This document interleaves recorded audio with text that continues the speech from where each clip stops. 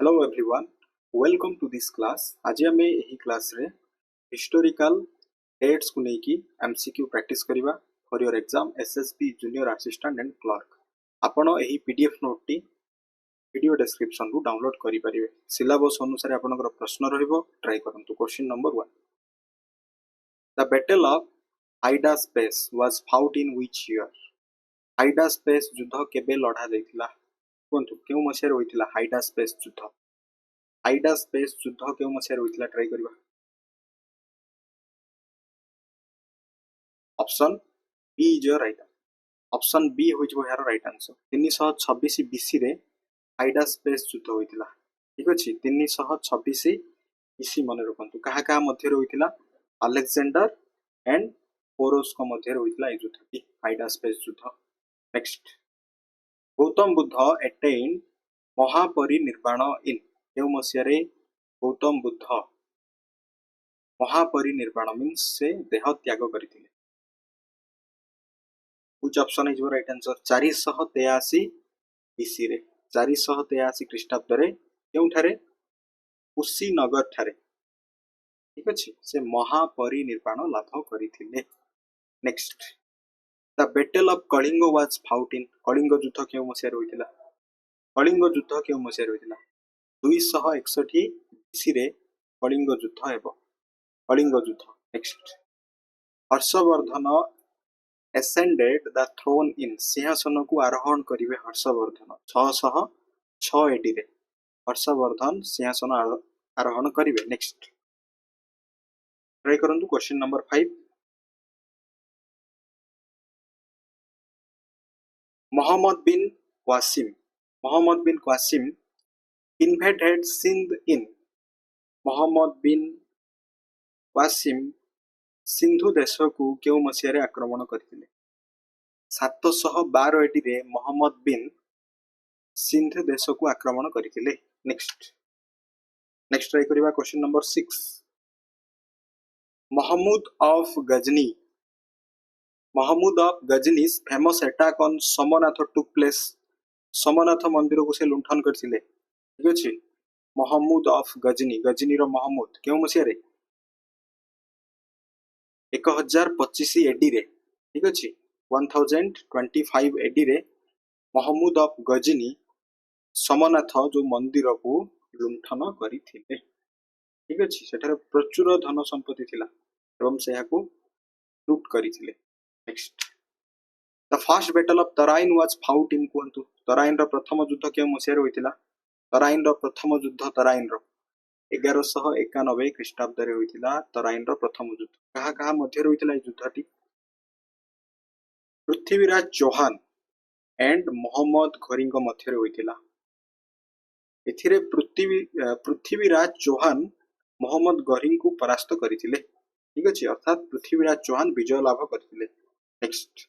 The second battle of Tarain was fought in Tarain रो द्वितीय युद्ध ठीक 1 वर्ष परे 1192 ख्रीष्टाब्द रे होइतिला. एथिरे कोन हबो? मोहम्मद घोरी पृथ्वीराज चौहान को परास्त करिवे.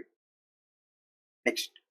The Delhi sultanate was established in केउ मसिया रे दिल्ली सुल्तानेट को प्रतिष्ठा करा जायतिला? दिल्ली सुल्तानत को केउ मसिया रे प्रतिष्ठा करा जायतिला? 1206 ख्रीष्टाब्द रे 1206 एडी इज यार राइट आंसर. ये प्रतिष्ठा करथिले? कुतुबुद्दीन ऐबक यहा को प्रतिष्ठा करथिले. ठीक अछि. Qutubuddin Aibak. Next. Alauddin Khilji become sultan इन कोंतु केउ मसिया रे अलाउद्दीन खिलजी दिल्ली रो सुल्तान होइथिले? अलाउद्दीन खिलजी केउ मसिया रे दिल्ली रो सुल्तान होइथिले? 1296 रे. ऑप्शन बी होइछ राइट आंसर. 1296 रे अलाउद्दीन खिलजी दिल्ली रो सुल्तान होइथिले. वेरी वेरी इंपोर्टेंट मन रखिबा. Next. Mohammad bin Tughlaq become sultan in next question. Mohammad bin Tughlaq केउ मसिया रे दिल्ली रो सुल्तान होइथिले?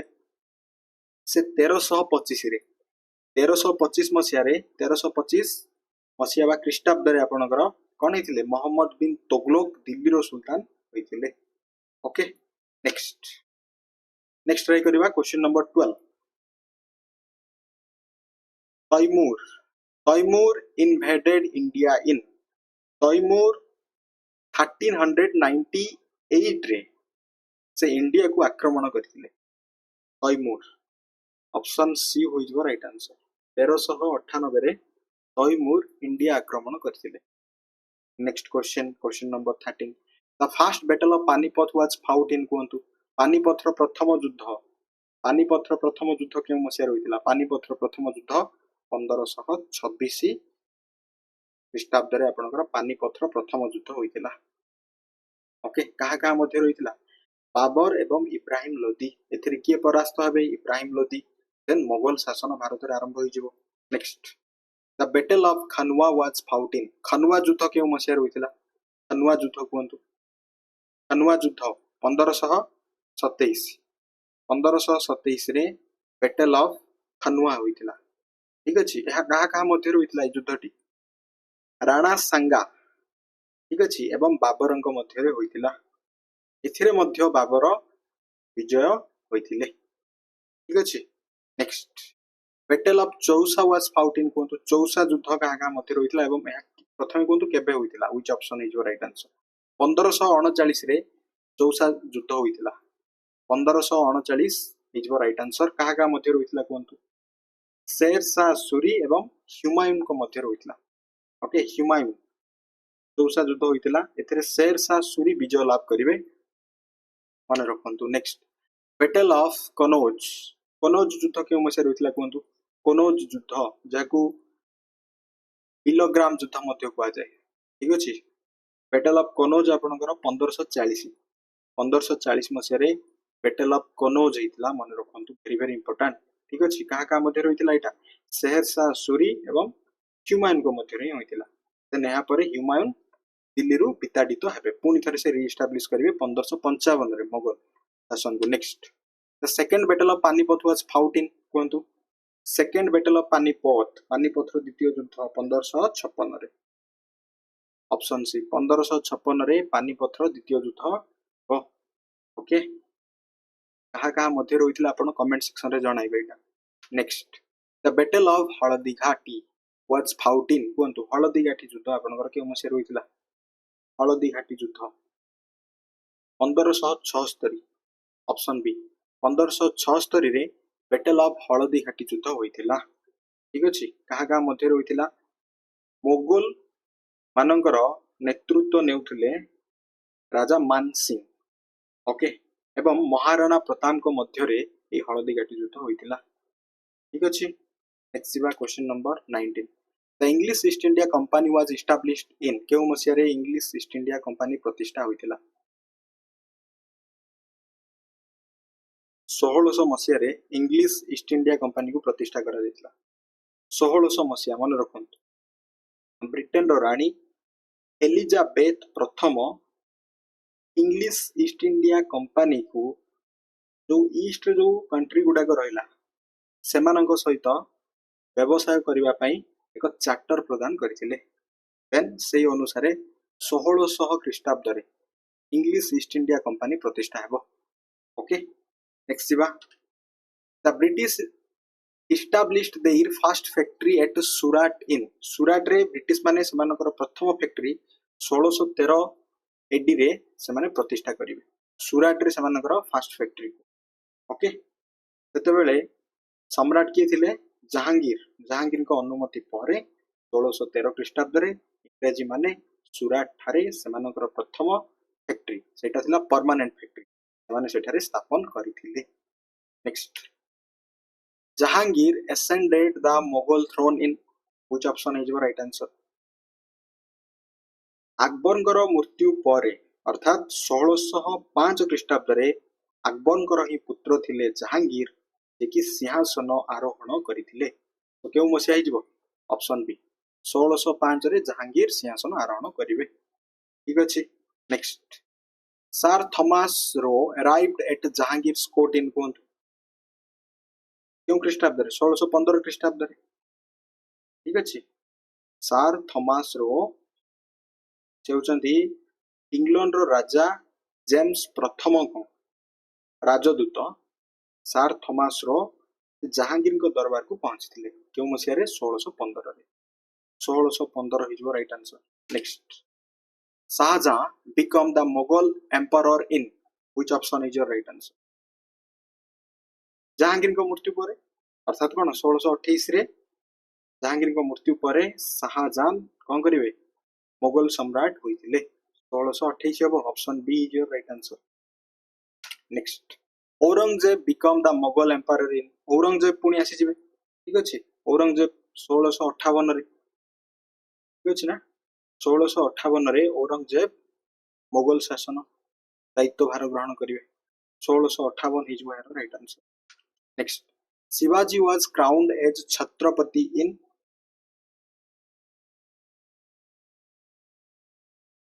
कहतु छत्रपति शिवाजी जो राज्याभिषेक होइतिला केउ मसिया रे छत्रपति भाव छत्रपति शिवाजी 1674 एडी रे option C is your right answer 1674 AD हबो your right answer. Next, the battle of Plassey was fought in जाको पलासी युद्ध कुआ जाय 1757 रे ए युद्धटी होइथिबो ठीक अछि कहा कहा मध्य होइतिला रॉबर्ट क्लाइव ब्रिटिश सेनार नेतृत्व नेउथिले या सहित बंगलार नवाब सिराजुद्दौला मध्य पलासी युद्ध होइतिला ठीक अछि। Next, the third battle of Panipat was fought in Panipat तृतीय युद्ध 1761 वेरी वेरी इंपोर्टेंट मन रखंतु परीक्षा बारंबार आसे 1761 रे पानीपत तृतीय युद्ध होइतिला कहा कहा मध्य होइतिला अहमद शाह अब्दाली एवं मराठा मानक मध्य युद्धटी हेबो अहमद शाह अब्दाली एवं मराठा मानक मध्य युद्धटी हेबो। Next, the battle of Berkshire was fought in Berkshire युद्ध 1764 रे बक्सार युद्ध होइतिला ठीक अछि 1764 रे बक्सार युद्ध होइतिला। इंग्रजी सेनार नेतृत्व नेउथिले हेक्टर मुनरो यह सहित सिराजुद्दौला मीर कासिम एवं शाह आलम टू मिलित भाव गोटे पटे रही हेक्टर मुनरो एमानक मध्य बक्सार युद्ध होइतिला। Next, the regulating act was passed in regulating act को पास करा दितला 1773 एडी रे option B is your right answer 1773 रे रेगुलेटिंग एक्ट को पास करा दितला ईस्ट इंडिया कंपनी रो शासन को नियंत्रण करिवा पई ब्रिटिश संसद द्वारा 1773 रे रेगुलेटिंग एक्ट को पारित करा जाइतिला सेति मन रखंतु। Next, Pitt's India act was passed in कहंतु question number 30 Pitt's India act was passed in 1784 रे पिट्स इंडिया एक्ट को पास करा जाइतिला ओके इट मीन्स जो रेगुलेटिंग एक्ट जो अणागला 1773 रे सेथरे जा भी एरर थिला माने त्रुटि थिला ताकू संशोधन करिवा पई 1784 रे पिट्स इंडिया एक्ट पारित होइतिला। Next, the permanent settlement was introduced in permanent settlement Lord Cornwallis याकू इंट्रोड्यूस करथिले केउ मसिया रे 1793 very very important. Next, Raja Ram Mohan Roy founded the Brahmo Samaj ब्रह्म सभा इन कौन राजा राममोहन रॉय 1828 रे ब्रह्म सभा स्थापन करथिले परवर्ती समय एटा ब्रह्म समाज नाम रे परिचित होइतिला 1828 हो is right answer option B is your right answer. Next question, sati was abolished in कोंतु सती प्रथा को लॉर्ड विलियम बेंटिंग को द्वारा याकू उच्छेद करा जाइतिला 1829 रे वेरी वेरी इंपोर्टेंट 1829 रे सती प्रथा उच्छेद करा जाइतिला। नेक्स्ट ट्राई करिबा question number 34 Mackall's Minute on Education was introduced in 1835 रे ऑप्शन बी हो जबो राइट आंसर 1835 रे लॉर्ड मेकाल भारत रे जो इंग्रजी शिक्षा प्रवर्तन पई तांकर एक जो शिक्षा नीति एजुकेशन पॉलिसी को उपस्थापन करथिले ठीक अछि। Next, the first passenger railway in India started in कोंतु बॉम्बे रु एटा थाने जाइतिला ठीक अछि भारत रो प्रथम यात्रीवाही रेल चलाचल आरंभ करा जाइतिला 1853 रे ऑप्शन बी हो जबो right answer. Next, Woods Dispatch was issued in କୁହନ୍ତୁ Woods Dispatch 1854 1854 ରେ ଚାର୍ଲ୍ସ ଉଡଙ୍କର ଯୋଉ ଶିକ୍ଷା ନୀତି ପ୍ରକାଶିତ ହୋଇଥିଲା। ଓକେ ଠିକ ଅଛି। Next the Hindu widow remarriage act was passed in କୁହନ୍ତୁ ହିନ୍ଦୁ ୱିଡୋ ରିମ୍ୟାରେଜ ଆକ୍ଟ କୁ କେଉଁ ମସିହାରେ ପାସ୍ କରାଯାଇଥିଲା 1856 ରେ 1856 ରେ Hindu widow remarriage act pass କରାଯାଇଥିଲା। ଈଶ୍ୱର ଚନ୍ଦ୍ର ବିଦ୍ୟାସାଗରଙ୍କର ସେତେବେଳେ ଏଥିପ୍ରତି ତାଙ୍କର ଯୋଉ ଉଦ୍ୟମରେ 1856 ରେ ତାକୁ ପାସ୍ କରାଯାଇଥିଲା। Next the Revolt of 1857 begin in 1857 ର ଯୁଦ୍ଧ 1857 ରେ ହିଁ ତ ଆରମ୍ଭ ହୋଇଥିଲା। 1857 ହବ right answer. Next the Indian councils act was passed in କୁହନ୍ତୁ ଇଣ୍ଡିଆନ୍ କାଉନସିଲ୍ସ ଆକ୍ଟ କୁ କେଉଁ ମସିହାରେ ପାସ୍ କରାଯାଇଥିଲା 1861 ଏଡି ହେଇଯିବ ରାଇଟ ଆନ୍ସର ଅପସନ ବି 1861 ରେ ଇଣ୍ଡିଆନ୍ କାଉନସିଲ ଆକ୍ଟ କୁ ପାସ୍ କରାଯାଇଥିଲା। Next the Indian national congress was founded in 1885 1885 ମସିହାରେ ଭାରତୀୟ ଜାତୀୟ କଂଗ୍ରେସର ପ୍ରତିଷ୍ଠା ହୋଇଥିଲା। ଓକେ ଏବଂ ଏଥିରେ ନା यार जो प्रथम अधिवेशन बॉम्बे ठारे होइतिला उमेश चंद्र बनर्जी थिले यार प्रथम सभापति एवं परीक्षा जदि आपनकर आसीबो वेरी वेरी इंपोर्टेंट मन रखंतु इंडियन नेशनल कांग्रेस को गठन करिवारे ऑक्टावियन ह्यूम ए ओ ह्यूम कर मुख्य भूमिका थिला। ठीक अछि ऑक्टावियन ह्यूम मन रखंतु तांको द्वारा बॉम्बे ठारे ही भारतीय जातीय कांग्रेस रो प्रतिष्ठा होइतिला। Next, the Indian Council Act was passed in Indian Council Act को क्यों मसीह पास करा जाइतिला 1892 रे 1892 रे इंडियन काउंसिल एक्ट को पास करा जाइतिला। ठीक अछि। Next Swami Vivekananda delivered his famous speech at the Parliament of Religious in Chicago in क्यों मसीह रे स्वामी विवेकानंद जो शिकागो रे अनुष्ठित विश्व धर्म सम्मेलन रे से तांकर ऐतिहासिक भाषण देथिले ताथिला 1893 मसिया option B is your right answer very very important मन रखंतु। Next the Ramakrishna mission was founded in Swami Vivekananda Ramakrishna mission को फाउंड करिवे 1897 मसिया रे। Next the partition of Bengal took place in 1905 मसिया रे लॉर्ड कर्जन बंग विभाजन करिनेबे। The All India Muslim League was founded in All India Muslim League को क्यों मसिया रे प्रतिष्ठा करा जाइतिला 1906 रे All India Muslim League प्रतिष्ठा होइतिला। The Surat split of Indian National Congress occurred in 1907 रे ही आपनकर कोन हो सुराट स्प्लिट हे जो एथरे आपनकर जो नरमपंथी एवं चरमपंथी दुईटी गोष्ठी रे सेमानकर जो मतभेद जोगु विभाजित होई जाइतिले 1907 option C is your right answer. The Morley Minto reforms जाको इंडियन काउंसिल एक्ट कहा जाए were introduced in Morley Minto reforms को 1909 मसिया रे मॉर्ले मिंटो रिफॉर्म्स को इंट्रोड्यूस करा दितला 1909 is your right answer. The partition of Bengal was annulled in अर्थात कोन देखंतु 1905 रे आपनकर बंग विभाजन हला बट एहा को रद्द कर दिया गला 1911 मसिया रे पुन थरे को रद्द करी दिया गला। Next the capital of British India was shifted from Calcutta to Delhi in right राजधानी कोलकाता रु दिल्ली को 1911 मसिया रे स्थानांतरण करा जाइतिला option C is your right answer.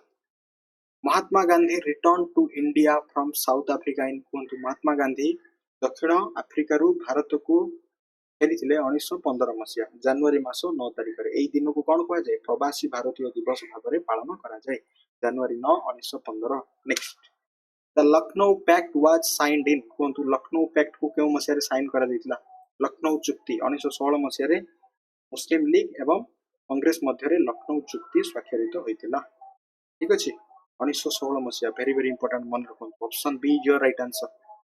Next the home rule movement was launched in home rule movement केउ मसिया रे लॉन्च करा दितला 1916 रे।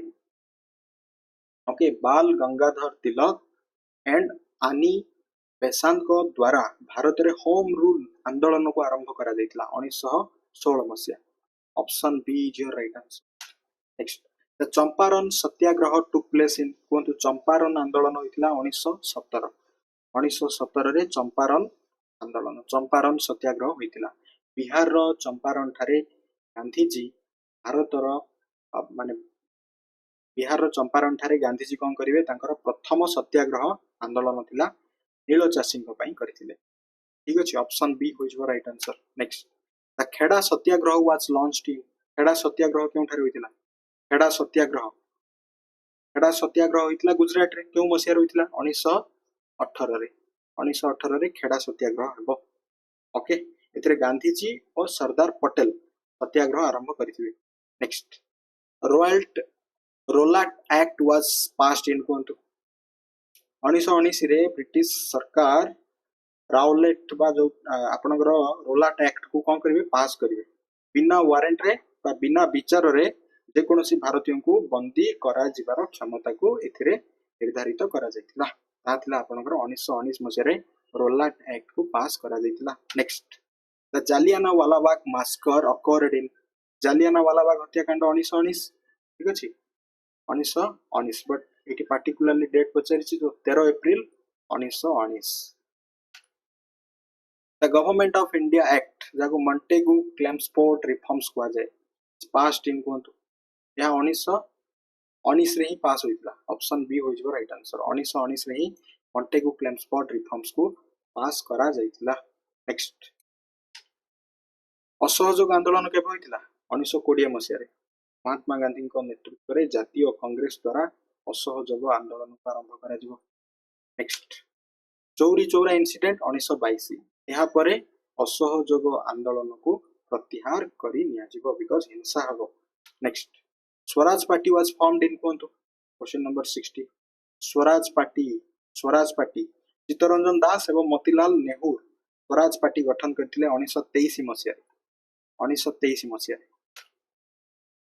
Kakori train action took place in 1925 मसिया रे काकोरी ट्रेन उत्तर प्रदेश रो काकोरी ठारे ओके यही घटनाटी घटिबो सरकारी ट्रेन हजना लूट करा जायतिला काकोरी ठारे कुछ next Simon commission arrived in India 1928 रे साइमन कमिशन भारत आसीथिले एथिरे कोनोसी भारतीय यार सभ्य नथिले तेनु करी साइमन गो बैक नारा दिया जायतिला the Nehru report was published in Nehru report केउ मसिया पब्लिश करा जायतिला 1928 रे नेहरू रिपोर्ट पब्लिश होइतिला ठीक अछि नेहरू को अध्यक्षतारे एक चिट्ठा प्रस्तुत करा जाय याको प्रकाश करा जायतिला ठीक अछि 1928 next the Lahore session of the Indian national Congress declared पूर्ण स्वराज इन लाहौर सेशन रे 1929 मसिया रे पूर्ण स्वराज रिजोल्यूशन को पास करा जायतिला बा डिक्लेयर करा जायतिला नेक्स्ट दांडी मार्च कोंतु दांडी मार्च गांधी जी द्वारा 1930 रे ओके साबरमती आश्रम रु आपनकर दांडी मार्च आरंभ हो 1930 option B is your right answer the first round table conference was held in प्रथम राउंड टेबल कॉन्फ्रेंस 1930 रे प्रथम राउंड टेबल कॉन्फ्रेंस हो the Gandhi Irwin pact was signed in कोंतु गांधी इरविन पैक्ट 1931 रे गांधी इरविन पैक्ट स्वाक्षरित करा जिवो Gandhi Irwin pact Bhagat Singh Rajguru and Sukhdev were executed in माने 1931 मसिया रे कोन करा जिवो सेमानकु भगत सिंह राजगुरु एवं सुखदेव को लाहौर जेल रे फांसी दिया जिवो माने दिया जाइतला 1931 is right answer next the Poona pact was signed in कोंतु the Poona pact was signed in 1932 रे पूना पैक्ट साइन करा जाइतला the government of India act was passed in the government of India act was passed in 1935 रे government of India act को पास करा जाइतला 1935 मन रखंतु provincial elections under the government of India act 1935 were held in यहा आपनकर 1937 very very important it means 1935 रो जो आईन अनुसार 1937 रे कोन हला जो निर्वाचन अनुष्ठित होइतिला जेंतरे कांग्रेस बहु संख्या गरिष्ठता हासिल करितिला मन रखंतु 1937 is right answer the forward bloc was founded by Subhash Chandra Bose in 1939 रे 1939 सुभाष चंद्र बोस फॉरवर्ड ब्लॉक को प्रतिष्ठा करथिले ओके ठीक अछि से कांग्रेस रो इस्तीफा दबा परे एहाको प्रतिष्ठा करथिले next the individual Satyagraha was launched in individual सत्याग्रहटा व्यक्तिगत सत्याग्रह आरंभ करथिले Mahatma Gandhi okay 1940 option B is your right answer 1940 मन रखंतु Cripps mission came to India in Cripps mission केउ मसेर भारत आस्थिले 1942 रे क्रिप्स मिशन भारत आस 1942 is your right answer the quit India movement was launched in 1942 रे भारत छाड़ो आंदोलन आरंभ होइथिला भारत छाड़ो आंदोलन आरंभ होइथिला next the Indian national army was revived under Subhash Chandra Bose in 1943 1943 is your right answer next the cabinet mission came to India in कोन cabinet mission Bharat आसीबे 1946 मसेरे cabinet mission भारत आसीले the interim government was formed in interim government को गठन करा जिवो okay Jawaharlal Nehru को नेतृत्व रे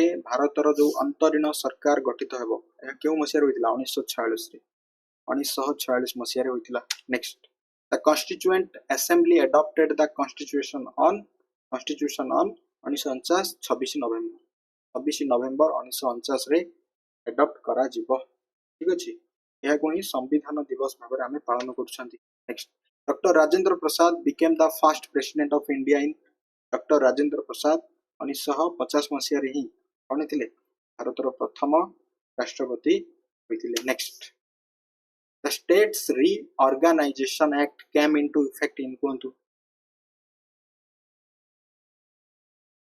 which option है जो राज्य पुनर्गठन आईन को 1956 मसीह रे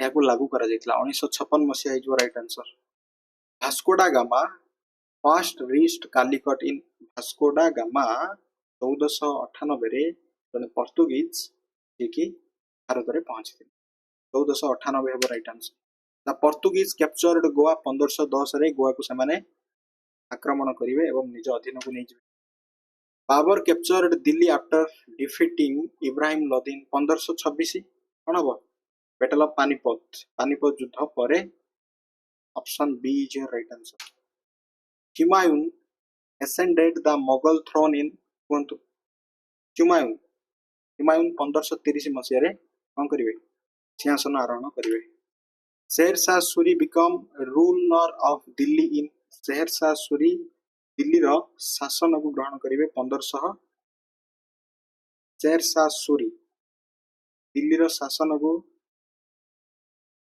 ग्रहण करथिबे